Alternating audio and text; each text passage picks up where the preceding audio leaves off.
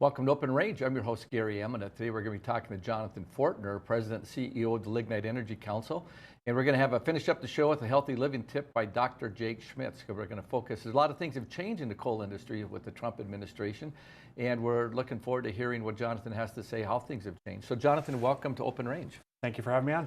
So Jonathan, you're new to the job in the last, as far as the President and CEO. But before we dig into your role, let's tell us a little bit about yourself. Sure. Born and raised in Minnesota. Grew up in the suburbs of Minneapolis until I was about 16. My parents were divorced, and so my mom moved back to her hometown in Aberdeen, South Dakota.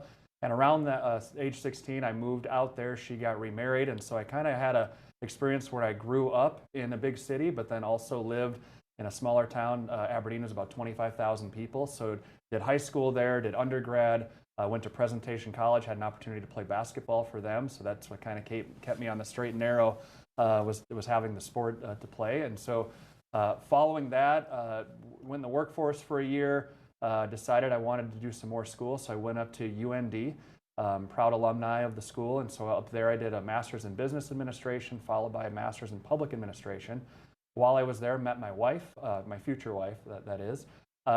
When we graduated, moved back down to Minneapolis area, lived there for quite a while, worked at the Minnesota House of Representatives as a policy staff member for a while, and in 2018 had the opportunity to move out to Bismarck and join the Lignite Energy Council as their Director of Government Relations. So I was doing some government work, lobbying activities at that time, and I managed North Dakota, Minnesota, and then federal affairs as well. And been there ever since. And so, had a great opportunity to come out here. My wife is a school teacher over at Shiloh. We have a 7 and a 4-year-old, and so she's enjoying that. And I think we left the big city at just the right time before COVID, and everything kind of had a downturn. And so we absolutely love making Bismarck our home, and intend to be here for a long time. Earlier this year, my predecessor decided to go back to Washington, D.C. The interim role kind of opened up, and so had a 6-month kind of trial period. So was put into that role, and I think I did well enough that they decided to keep me around, and so they made that permanent here in September. And so now kind of just overseeing the staff and the activities, and really it's an exciting time for the coal industry under the Trump administration. Way different than what it was under the previous one. So there's a lot of excitement, a lot of opportunity at this point. So, Jonathan, I'm a Washburn kid, so I grew up with Coal Creek and Great River Energy, which is now obviously Rainbow Energy. And just the whole, even going back to Obama, they started really just attacking coal, and the coal industry really, was under attack. And but there's so much power that we as North Dakotans in the country gets from coal. Obviously some are converting to natural gas, but you said you came to Lignite Council in 2018, so that would have been, I guess, Trump's halfway through his first term. And then you had the Biden administration who just went crazy over Green Deal. And so, it's got to be a total different attitude. And now with Governor Burgum out there, it Right. just changes a lot, hasn't it? Right, it has. And largely, that the war on coal has been going on maybe 30 years, right? It goes all the way back in time. It's just under the Biden administration, it really got ramped up. And there were a lot of rulemakings because they couldn't get anything necessarily passed through Congress that would hurt us in that way. But it's all through the EPA and different federal agencies. And there were rules passed. We called it kind of the EPA train wreck, but other agencies were in on it too, where from how we mined our coal, to how we used it in our power plants, the emissions that they put on it, the requirements of what, the mandates actually on what we should be doing with our CO2. And really every one of these rules, wasn't designed of, hey, we're going to improve the environment or make this, cleaner or better. They were designed to shut down because largely we already meet all of the criteria that the federal government has put on. Since the EPA was created in 1972, North Dakota is one of 4 states that has never violated a federal ambient air regulation. We're a consistent clean air state. I think anybody who's been here for any period of time, we've got 5 power plants that have been running, for 40 to 50 years north of Bismarck, about an hour away, and the air is crystal clear for most of the year. Whenever we've seen any impacts, it's not from the coal plants, it's from out-of-state forest fires. Which we've seen, the air quality index has been just crazy the last 3 summers. So, it's as I said, the war on coal has been going on a long time. It's funny when elections happen, all of a sudden science changes somehow. So when we hear everything was based around kind of climate change and this narrative of, we gotta, kind of get rid of everything that the power that works and that's available 24/7. We're blessed in North Dakota that we have both coal and we have oil. Every year we're mining anywhere from 25 to 30 million tons of coal. Based on what the Geologic Survey says in this state, that's an 800-year supply is how much that we have. So we're blessed by God to have that. I firmly believe that. And the jobs and the economic activity that comes from that, it's a $5.5 billion industry on an annual basis. There's about 12,000 direct and indirect jobs that supports, and over $100 million in state and local tax revenues. So there's an industry, there are people that work in that industry that goes from generation to generation that they're out there. They're very proud of what they do. We reclaim the land. There's 26,000 acres of land that has been mined that is reclaimed. And what that means is when you go out and mine the land, and it's a strip mine, it's a surface mine, when that is dug up, there's a whole bunch of measurements and calculations that are done and mapping that shows here's what this land looked like pre-mining. When the mining is all said and done, there's a very long process that we go through with the Public Service Commission to put that land back the way it was. So 26,000 acres that have been mined are put back to the way it was. And so the rancher, the farmer, the landowner, their land comes back as good or better than when they went into the lease for the mining to happen. The end result of that is we have the power plants that are there are economic engines in this state, and the mines are associated right next door, so there's no shipping costs. And what that means for the ratepayer is we're consistently the most affordable electricity in the nation. Every year, the EIA, so Energy Information Administration, they put out this data, and North Dakota is always in the top 3 of what it is for the residential ratepayer. So that's something that we're proud of. We export probably half of the power that we produce in this state. So our surrounding states are the ones that benefit from that.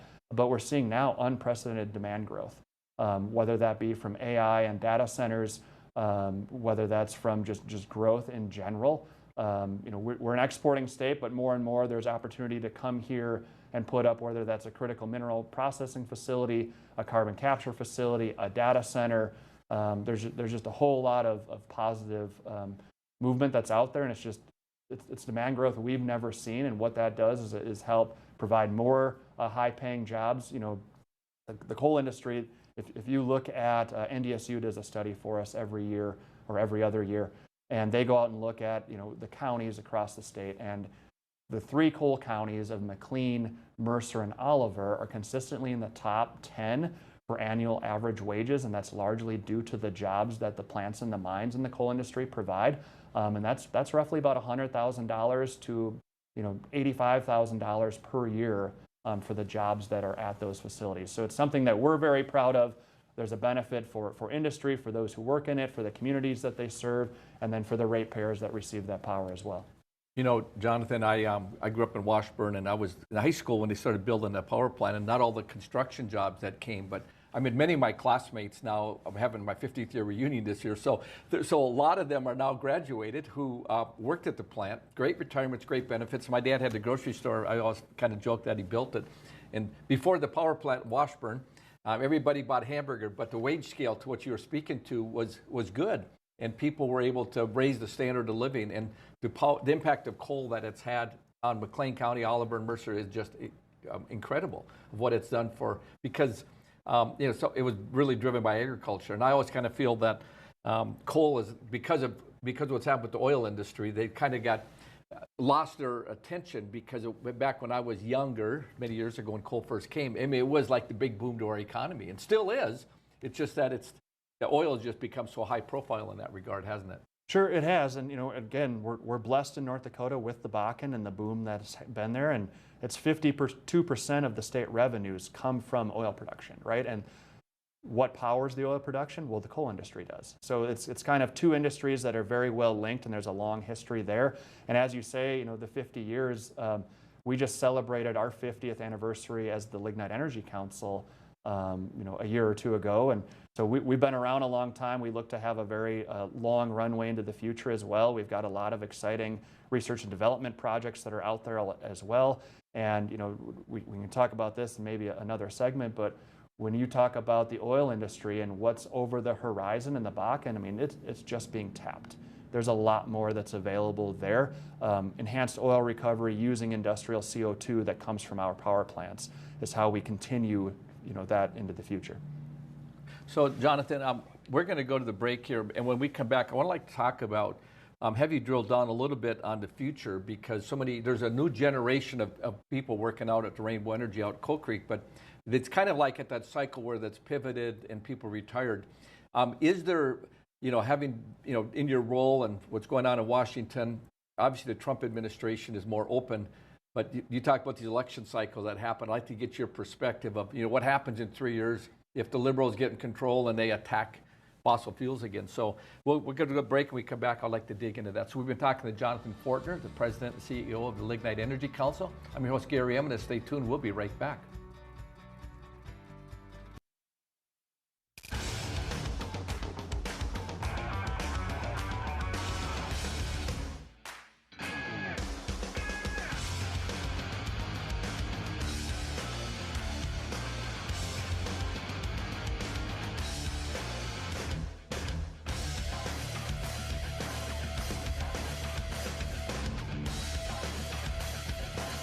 Stop out to our facility, Highway 22 South.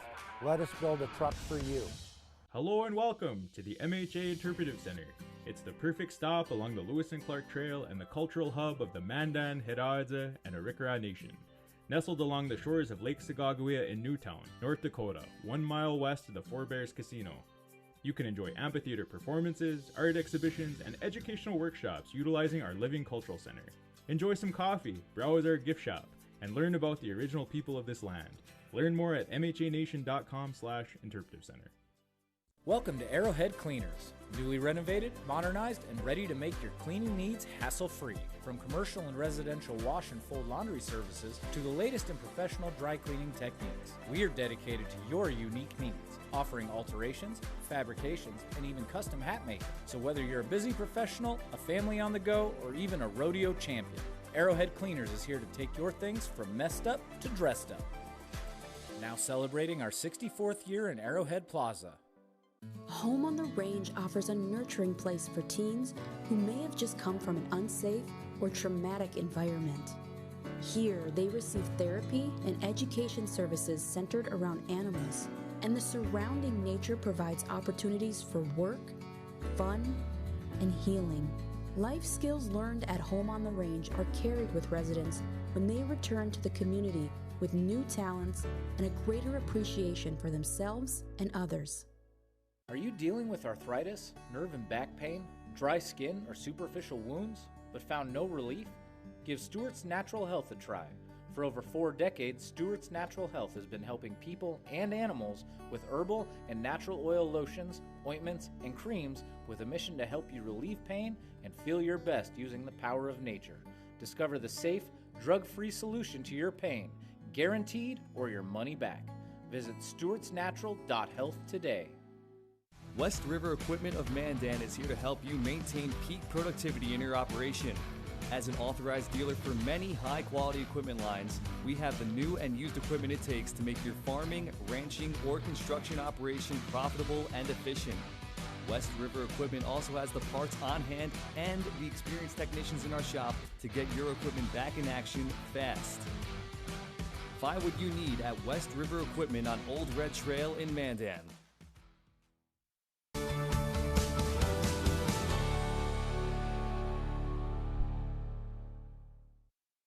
Welcome back to Open Range. I'm your host, Gary Emineth, talking to Jonathan Fortner, the CEO and president of Lignite Energy Council. Jonathan, before the break, we're just talking a little bit about the Trump administration, and I worry about the politics. So it's all great today, and we're all fired up. What happens in 3 to 4 years? So give us a little bit of, can this sustain itself? I mean, obviously, there's just appetite for all this energy right now. But policy-wise, give me your perspective on what you think the future holds. Sure. So what we saw in the 4 years of the Biden administration, as I touched on earlier, with the federal the regulatory onslaught that we were fighting, every one of those, the process of what happens is the EPA proposes a rule, and the process, you propose the rule, it can be hundreds of, if not thousands of pages of detail. Industry and others would have to pour through that and say, how does this apply? Is it achievable?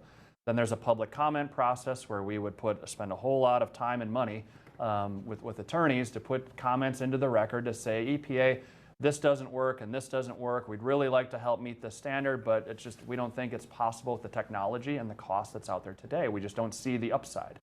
They would take that back and, for a time that's uncertain, would come back and say, well, we either adjusted the rule or, hey, we didn't even listen to what you had to say, and we're going to go forward with it anyways. And largely it was we didn't, the feds didn't listen. So what happened next was we had, the Industrial Commission largely oversees a lot of these activities with support of the legislature. So we would go to the Attorney General and the Industrial Commission and say, hey, we've got these issues. It looks like this is going down a legal avenue, and their industry can challenge from a standpoint, and then there's states' rights that are involved too, because the state, the ratepayer, and reliability in this state are affected by what these rules are going to do. So while industry is kind of putting a coalition together to challenge these, Attorney General Wrigley was looking at it as well and saw the same threat and impacts that we did, wanted to defend the state interests, went out and got 25 other states on these different rules, and all of us filed lawsuits, and they went into the courts. The rules had been proposed in 23, and in 24 they were finalized, which was an election year. So where it ended in the Biden administration is everything was challenged in the courts, and there it sat. Well, an election happened, and President Trump came in, and it takes a while to get up and running with the cabinet and who's going to be where. And he saw a lot of improvement from the first term on how quickly they were able to kind of get the right people in place, which has been great. The new EPA administrator, Lee Zeldin, you've got over at Department of Interior, our former governor, Doug Burgum, is there. And just on down the line, it's just kind of a really well-educated and experienced group of individuals that understands how industry works and how power is generated and how it affects the ratepayer. So a lot of those rules are in the process of being rolled back right now, but that's not to say they're over, because just like industry and red states had challenged when the Democrats were running the EPA, that's now flipped. So basically it's like musical chairs. People are going to flip to the other side. Red states and industry will largely support what EPA is doing to roll back, but then you'll have blue states and environmental groups challenging those in the courts. So that will play out. The upside is, because these rules were being rolled back in the first year of the 4-year term under the Trump EPA, the time for it to go through the courts, Trump should still be in office by the time that those come out. So I think that gives us some certainty of where these rules will end up. But it's, we've for a number of years, it's every time a new party takes over the administration, it's just this pendulum that swings back and forth to extremes of, every 4 years it can change. Well, we're an industry that every 10 years we're planning what we're going to be doing with our billion-dollar facilities, and how they're going to operate, what upgrades we're going to make, how we're going to invest in those, what's the future look like, how do we play the markets, all those kind of things. So we're looking for more of certainty of what that's going to be, but it's in a good spot where it is now, and now there's future opportunities beyond that, and the demand growth that's there highlights even more when you have rules designed to shut down the coal industry. When you have demand now, and largely you're seeing the technology sector saying, we want to do data centers, we want to do AI, well, guess what? In order to make those work, you need baseload facilities that are largely run by coal, natural gas, maybe nuclear. You need the 24/7 power that's not dependent upon the weather to power those facilities. So exciting time. We'll see where that ends up, but we just like the pendulum to stop swinging. Yeah, Jonathan, talk to us a little bit about the base load. I mean, I've had people before on talking about it, but what does that mean? Because everybody, we got Minnesota wanting wind and wanting solar and all the things that are, that kind of what they call environmental friendly. But the reality is, when you want to turn the thermostat, we become accustomed to have the heat turn on or turn the gas stove on, whatever we're doing, and we want that energy.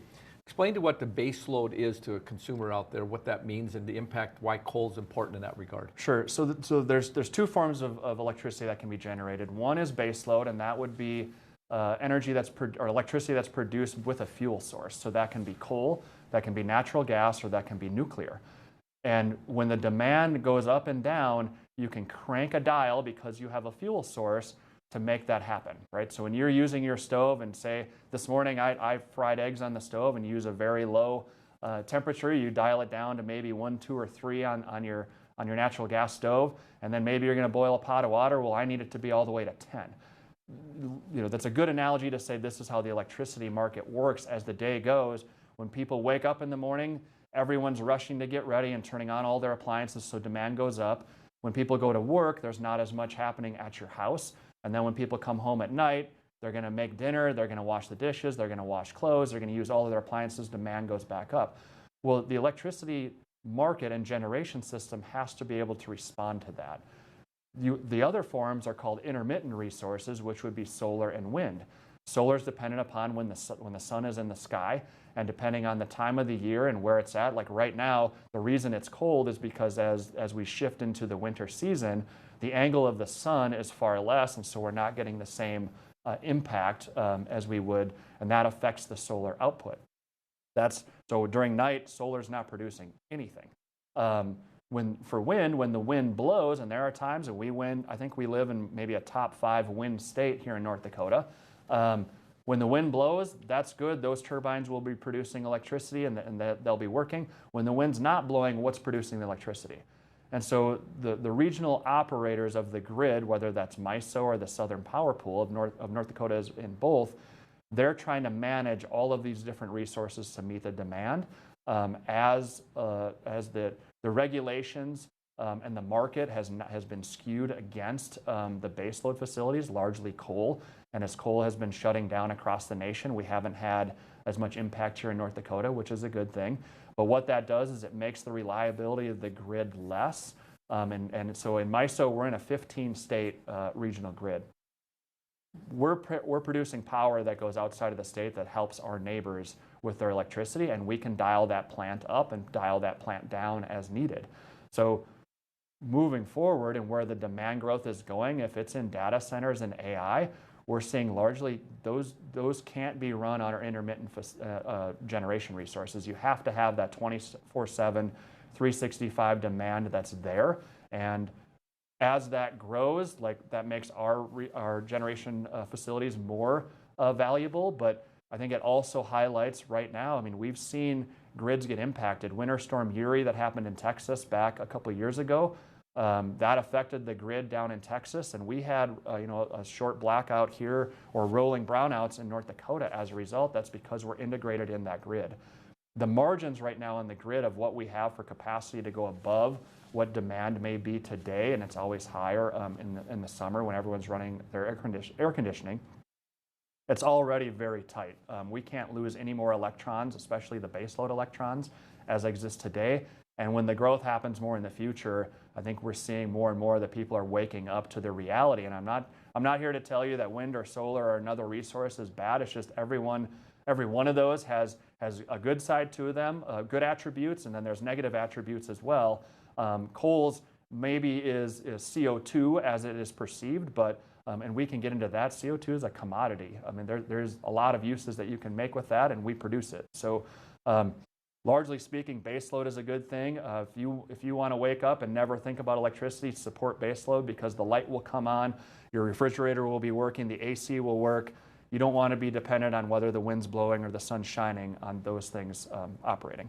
You know, Jonathan, I've said many times, when Americans go over and turn that dial, or else they say, hey, by tomorrow we're going to have power off from 9 to 10. Don't worry, it won't last very long. When that starts happening, public opinion will change. Because, I mean, I've interviewed Chris Wright, and he was talking about the idea of demand growing and fossil fuels that consume power, whether it's oil, gas, or coal, is going to have to go up because of demand. Everybody wants American standard of living.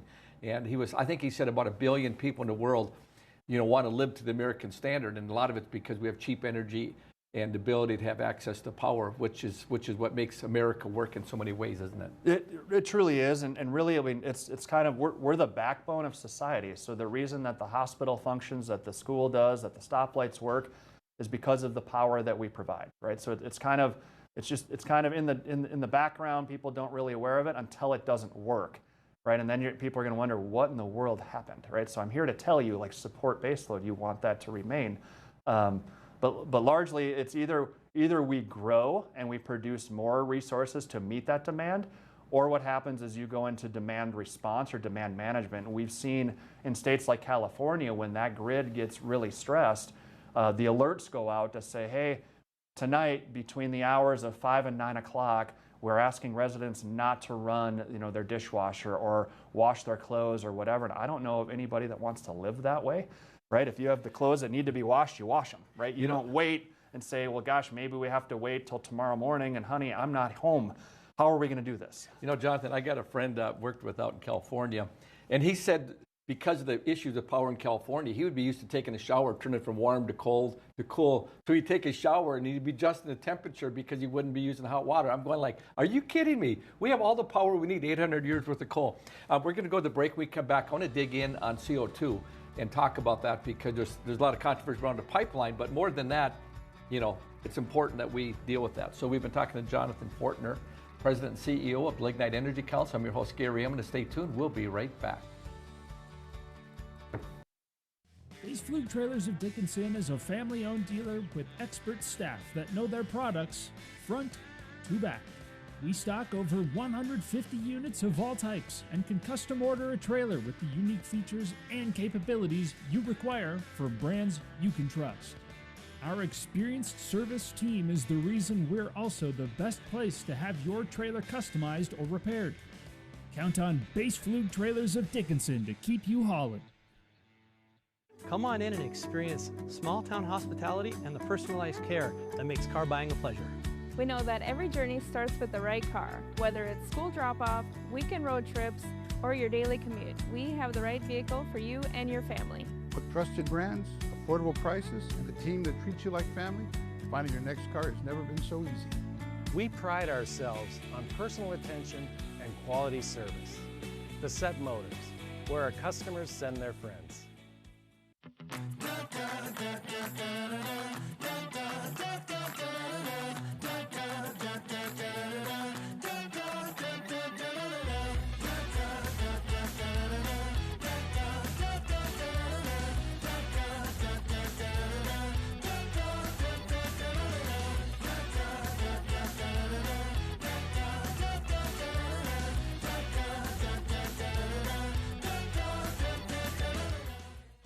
Yeah, U.S. Cattlemen is a member organization that each member has a vote in anything we do with policy.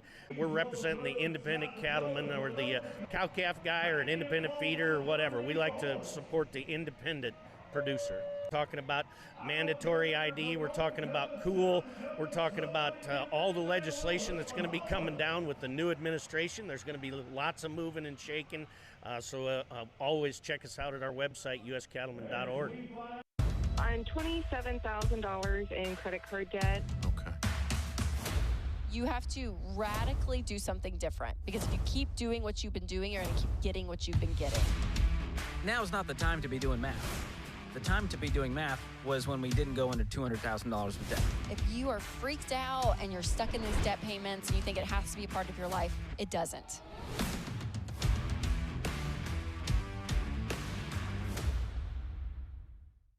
We are Ladies of Another View. Join us every weekday morning at 9 o'clock a.m. as we discuss the big topics from North Dakota, the nation, and around the world. We chat with everyone from celebrities and medical professionals to politicians, local business owners, and neighbors about the topics and stories that affect all of us. We are unscripted and uncensored real news from real people. So join us every weekday morning for Ladies of Another View on Beth.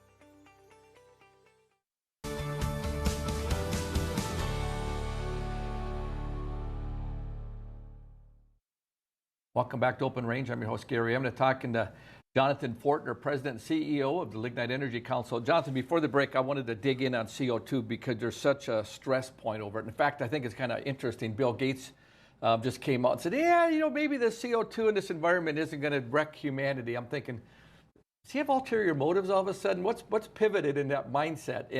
And so talk to us a little bit about CO2. And I think just people are freaked out. I'm saying, don't we want more trees and plants? Don't they need CO2? I don't know. Right. Well, my experience starts, I think it was maybe back in 5th grade, right, where I'm in science class and we're learning photosynthesis, right? And it's kind of the cycle of life is, there's CO2 in the atmosphere. We're all exhaling it, so we're all going to be okay in the room here, but we're breathing it to whatever. So it's the circle of life.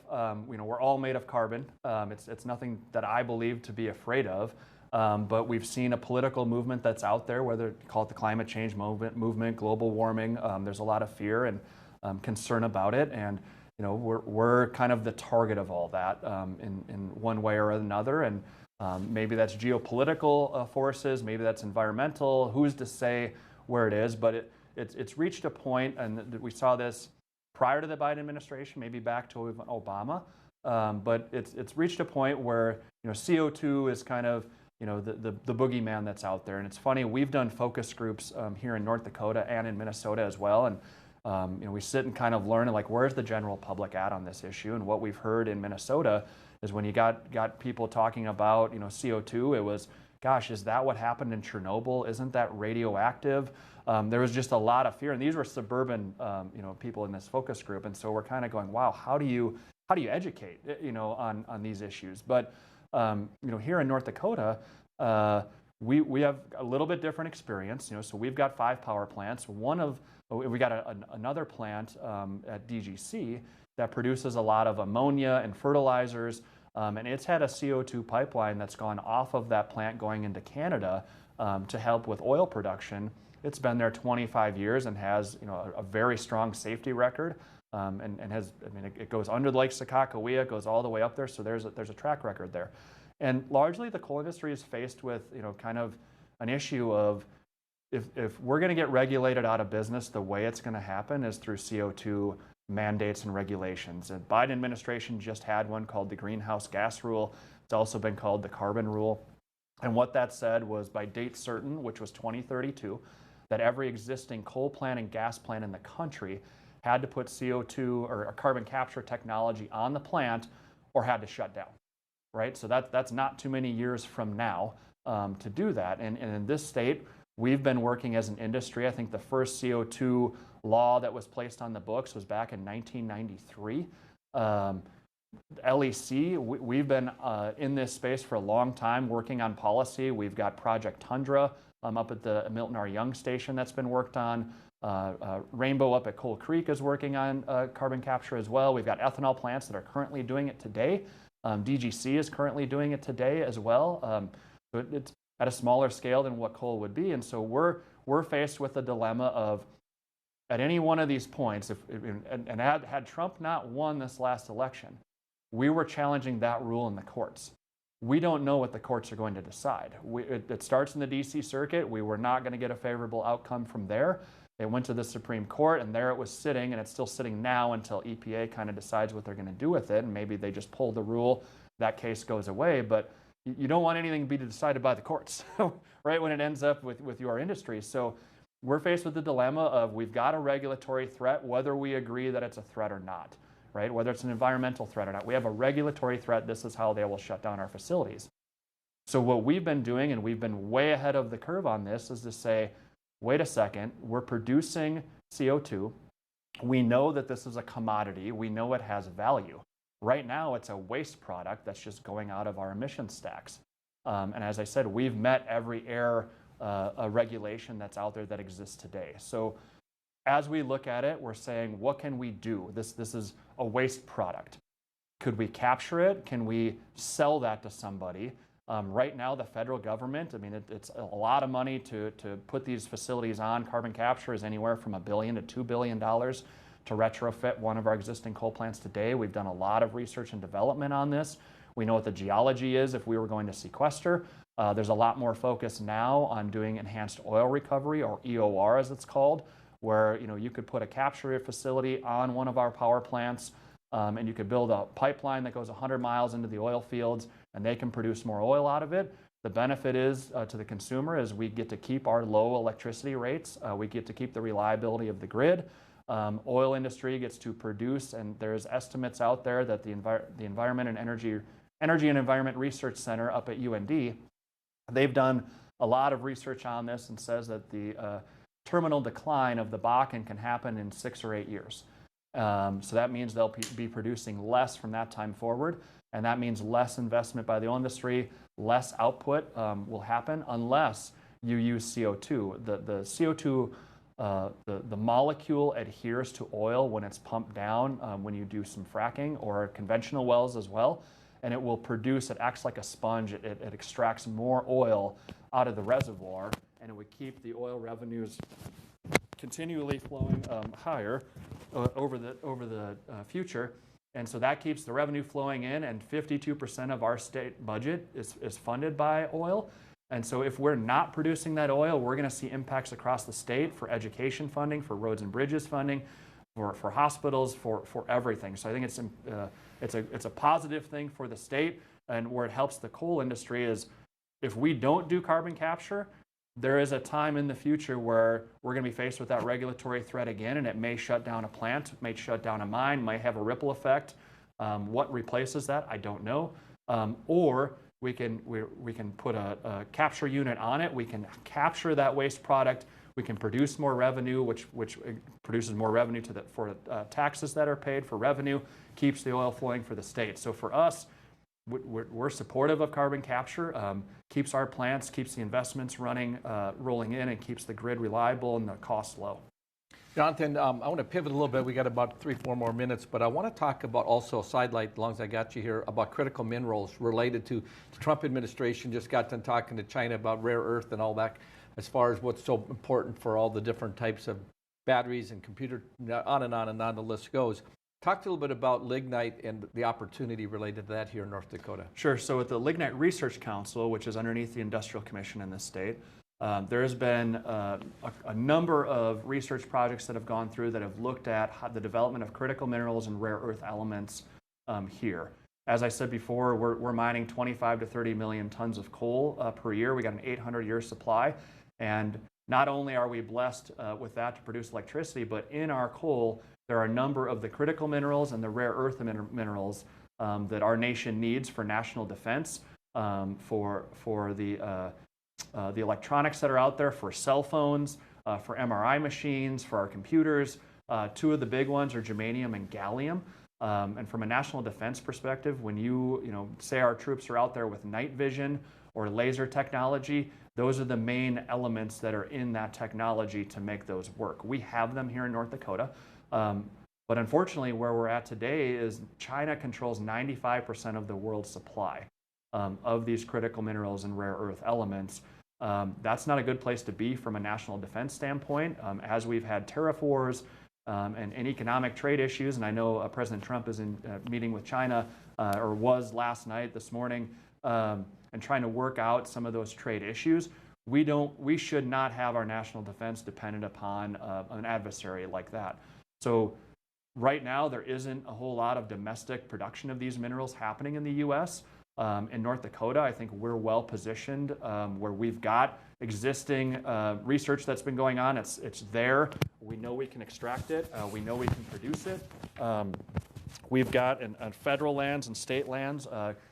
Former Governor Burgum is now the head of Interior, so he oversees the permitting on federal lands. He's well aware of this.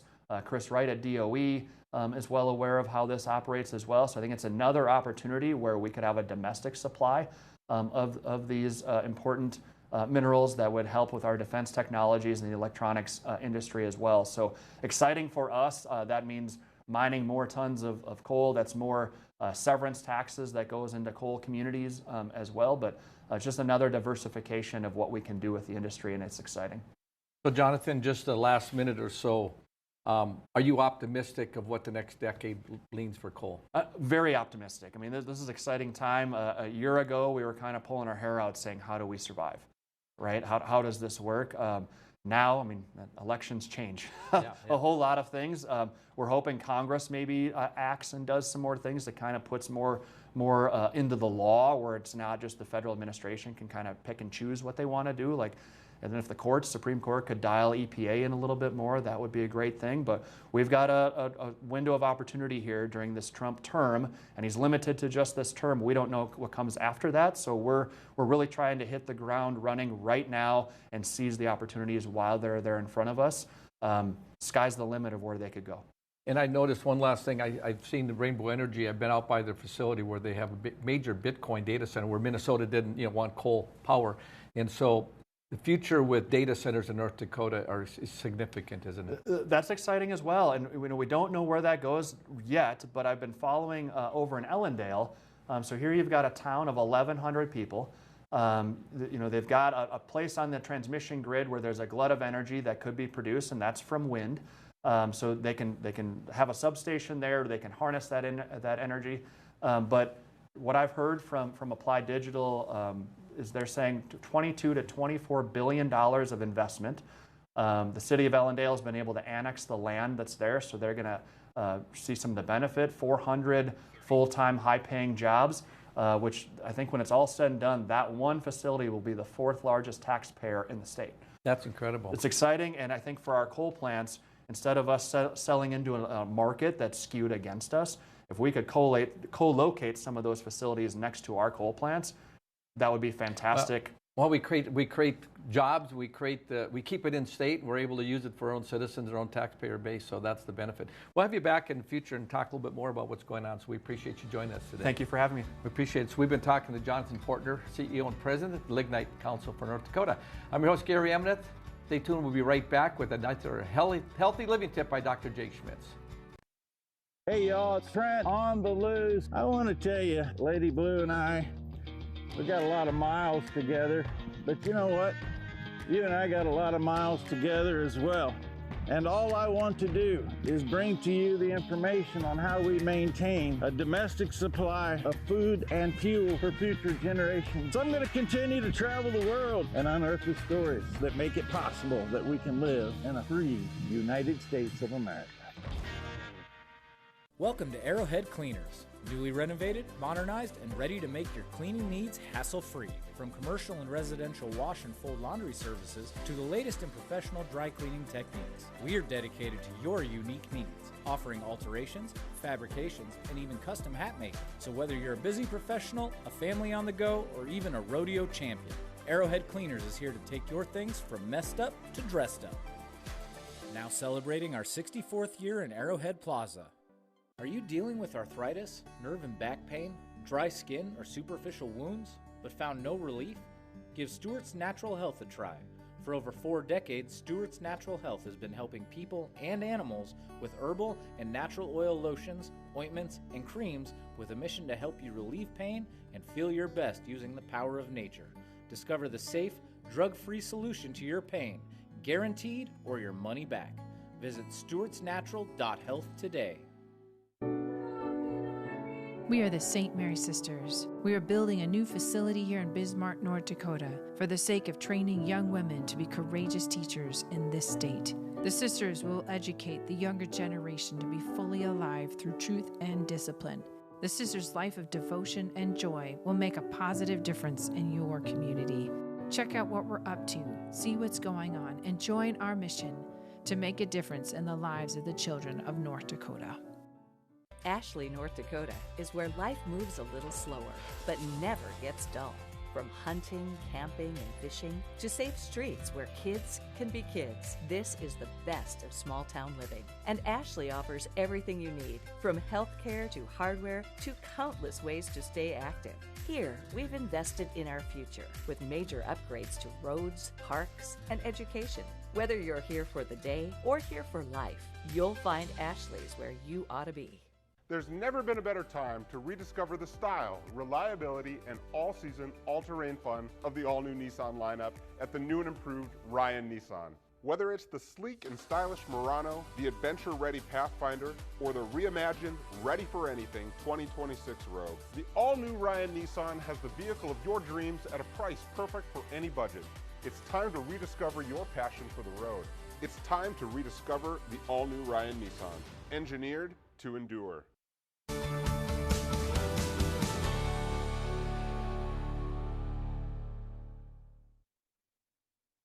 What's going on, everybody? Dr. Jake Schmidt's back with another Freedom Health Talk on Open Range. So what we're going to be doing today, I'm going to kind of carry on the discussion that I've had the last couple of segments that we've done and been together. And partly because it's kind of interesting. Gary lets me essentially do whatever I want to talk about. If it's health related, and even sometimes if it's not, he just says, go nuts. Well, in my own personal health journey, this is something that, you know, these last handful of topics are something that I've been working on in myself.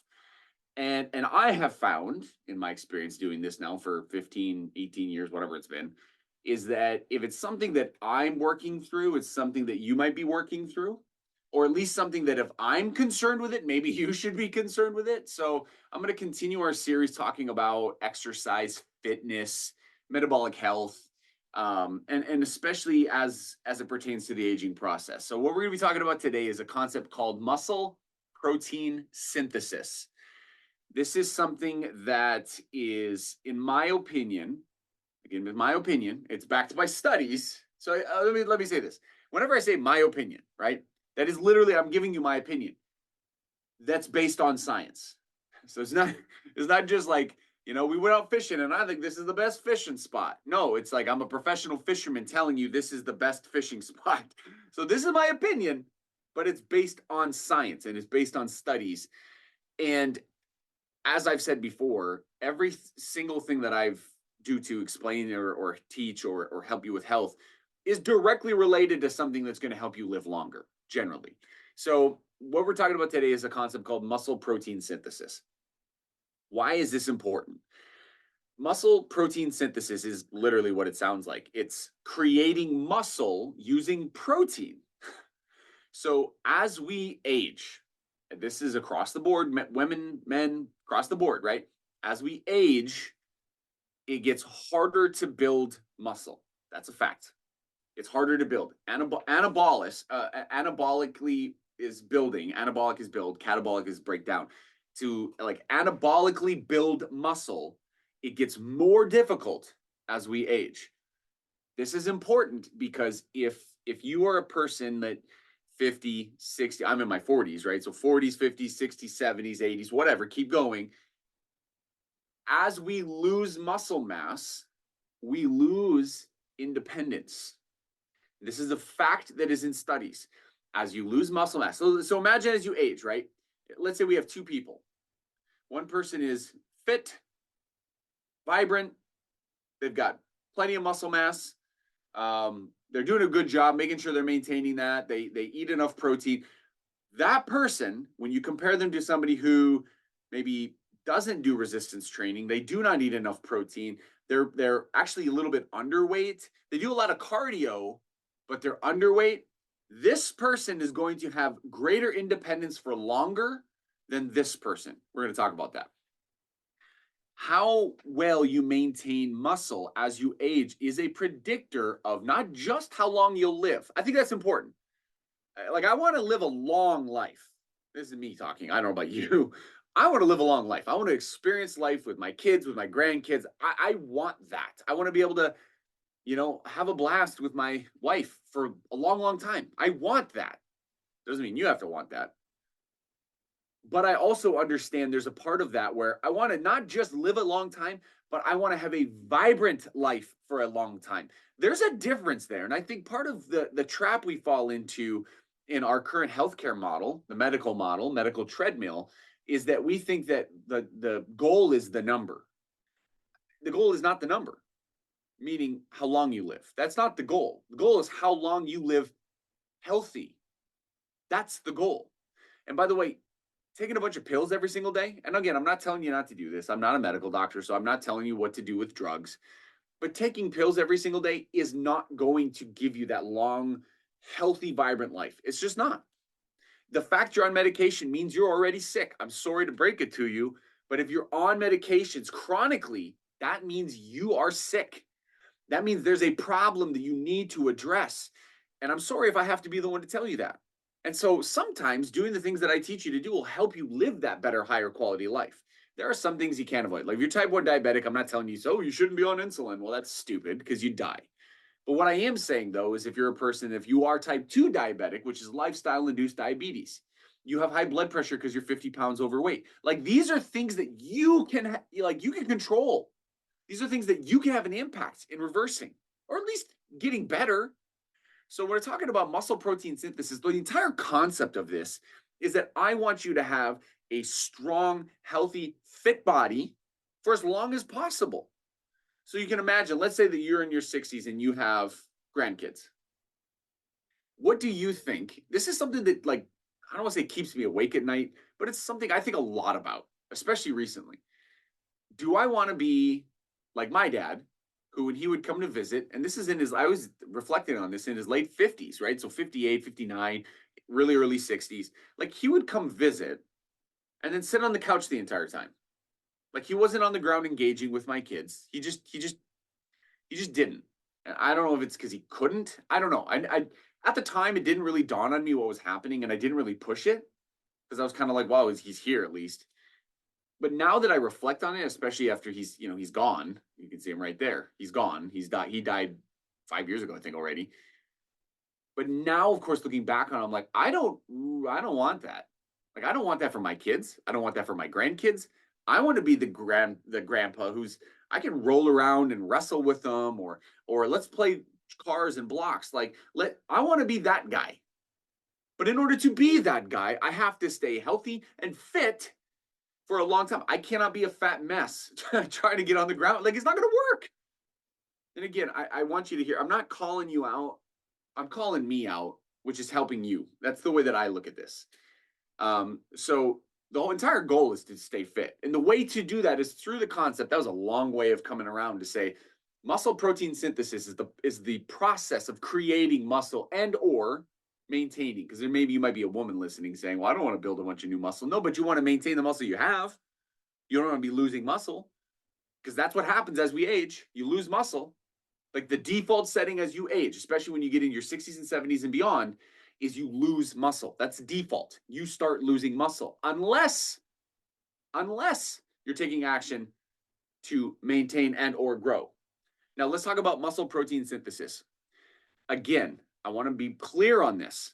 There's two ways to induce muscle protein synthesis, and you need both. Well, technically you need more of one than the other, but let's just say you need both. Number one is you need to make sure that you're getting enough protein ingested per day. You have to eat protein. Do me a favor, if you don't know what protein is, look up, go on the Google machine and type high protein foods. You'll get a list of 50 things. Okay? You can do math. I believe in you. You can do it. So what you need to do is, this is the math. 1 gram of protein per pound of body weight. If you use that as the number, let's say you're 150 pounds, that would be 150 grams of protein a day. Now, what that will do is it induces muscle protein synthesis, meaning if you don't exercise at all, but you get that many grams of protein, you will maintain your current level of muscle mass. You'll maintain, okay? Well, I don't want to just maintain. I want to improve. So what do you also have to do? Resistance training is the second thing. Now, what is resistance training? That means you lift weights. You move heavy things. Some of us, the heavy thing starts off as our body. You can start with body weight exercises. Doesn't mean I have to be throwing big old weights around and all that. No, you may progress to that over time, but you might just be starting off with, all I'm going to do is, and I've been telling some of my older patients this, is just get in and out of your chair 100 times a day. Seriously, I'm in my chair, I'm without hands, I'm just going to stand up and I'm going to sit down and do that 100 times. You're working on the core leg muscles to support you. For a lot of us, that might be really hard. Okay, hard things equal good things for people. So do more hard things. Be a person that can do hard things, because it'll help you in the end and it'll help your family as well. You might say, okay, well, that's fine for my lower half. What do I do for the top? Get resistance bands. Hook them on your doorknob, shut your door. Make sure you do that, otherwise you're gonna whip yourself. And you can do a whole bunch of different things with resistance bands to work the muscles, right? There's a whole bunch of programs you can find as well. The point being is that when you add getting enough protein, especially the amino acids that are in there, leucine is the one you're looking for, which is in the protein that you're eating, plus resistance training, that equals muscle building, which is going to increase your independence. Living on your terms for longer. I feel like that's really flipping important, especially having seen what the opposite of that looks like. I think it's a really important thing to be able to live on my terms, life on my terms, and be able to engage with my family. That seems like a big deal. As I get closer to the old people line, I feel like it gets more important, not less. So what if you're a person, you're like, well, I'd love to do that, Dr. J, but I got bad knees. Okay, modify it. There's ways to modify every single exercise so that you can do it. Because again, I've had patients, I have one patient in particular, he's in basically end-stage kidney failure. He does dialysis 3 days a week, and he's lost almost all of his muscle, and he's in pain all the time. And I said, I'm not going to use his name, but I'm like, you have to change. Well, but it hurts, Dr. J. I know it hurts, but if you don't do it, it's going to keep getting worse. So you have to make an active decision, change. And you know what? You can do it. You can absolutely change if you make the choice to change. And the way that I find it's easier, don't think of yourself. Think of the loved ones that want you to stick around. This has been Dr. Jake with another Freedom Health Talk on Open Range. Hopefully this moved the needle for you. Just remember, I love you. Even when I say hard things to you, it's because I love you. All right, peace out.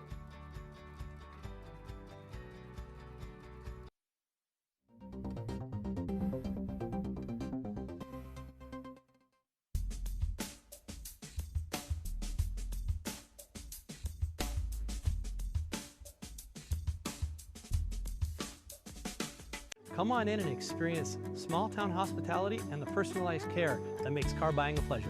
We know that every journey starts with the right car. Whether it's school drop-off, weekend road trips, or your daily commute, we have the right vehicle for you and your family. With trusted brands, affordable prices, and a team that treats you like family, finding your next car has never been so easy. We pride ourselves on personal attention and quality service. The Set Motors, where our customers send their friends.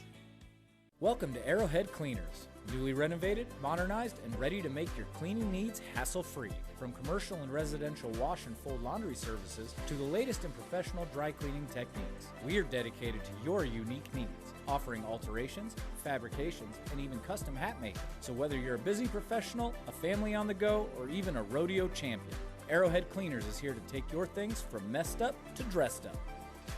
Now celebrating our 64th year in Arrowhead Plaza. Hello, friends. This is Culture Crossroads. Join me, Andrew Southbridge, and my co-hosts, R.C. Williams and Juliana Ormond, as we tackle the issues shaping America. From politics to pop culture, to faith, freedom, family, and the future. From a faith-based conservative perspective that you won't get anywhere else.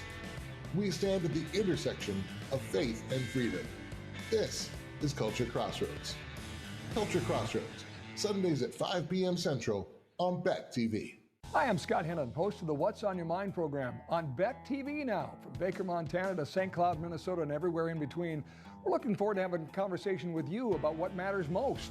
We're talking to newsmakers from members of Congress to the state legislature, and most importantly, the good folks that make up the great state of North Dakota, South Dakota, Minnesota, Montana. Every single day, you get a chance to tell us what's on your mind. And now you can watch What's on Your Mind live on Beck TV.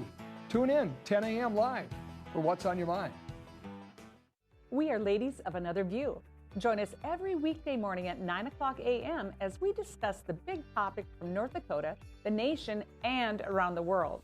We chat with everyone from celebrities and medical professionals to politicians, local business owners, and neighbors about the topics and stories that affect all of us. We are unscripted and uncensored real news from real people. So join us every weekday morning for Ladies of Another View on Beck. Hey y'all, it's Trent on the loose. Join me on the trip. and unearth the stories on how we maintain a domestic supply of food and fuel for future generations of American citizens like our forefathers did.